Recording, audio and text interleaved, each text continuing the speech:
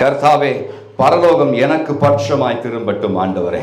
பரலோக தேவன் எனக்கு விரோதமாய் அல்ல, நீர் எனக்கு பட்சமாய் திரும்பும் பொழுது இன்று முதல் நானும் ஆசீர்வதிக்கப்பட ஒரு முகாந்திரம் ஏற்படுகிறது. அதற்காக நன்றி. அதை இன்றே செய்யும் ஆண்டவரே, இயேசுவின் மூலம்.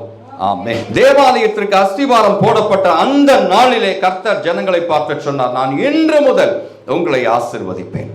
கீழ்ப்படிதலின் ஒரு செயல் வெளிப்பட்ட பொழுது ஆசீர்வாதத்தின் ஒரு காலத்தையே கர்த்தர் அவர்களுக்காக துவங்க பண்ணினார். திரும்ப சொல்லுகிறேன், கீழ்ப்படிதலின் ஒரு செயல் ஜனங்களிடத்திலிருந்து வெளிப்பட்ட பொழுது ஆசீர்வாதத்தின் ஒரு காலத்தையே தேவன் அவர்களுக்கு துவங்க பண்ணினார். ஆமென் சொல்லணும். One simple act of obedience triggered a new season of blessing in the nation's life. ஆமென். கர்த்தர் இன்றும் நம்மிடத்தில் எதிர்பார்க்கும் காரியம் என்ன தெரியுமா? கீழ்ப்படிதல். அவருடைய வார்த்தை என்ன சொல்லுகிறதோ அதற்கு அப்படியே கீழ்ப்படியணும்.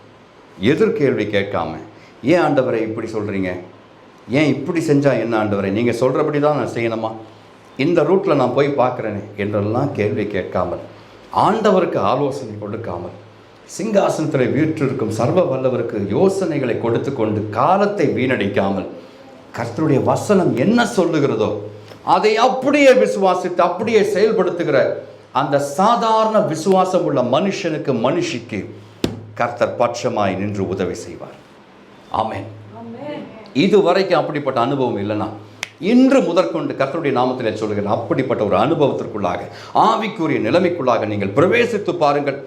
A simple act of obedience will open a new season of blessing for you.